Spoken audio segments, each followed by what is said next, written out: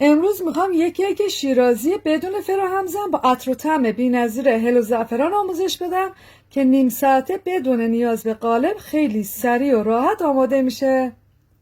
شما فقط بافتشو ببین، کافیه فقط یک بار امتحانش کنی.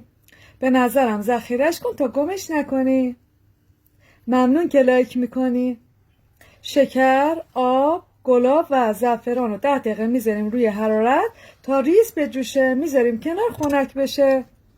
تخم مرغ، شکر و وانیل و هلو هم میزنیم تا کرم رنگ بشه و پف کنه. روغن، ماست و زعفران رو اضافه میکنیم، هم میزنیم تا یک دست بشه. آرد و بیکینگ پودر رو طی 2-3 مرحله اضافه میکنیم و با همزن دستی در یک جهت هم میزنیم تا یک دست بشه.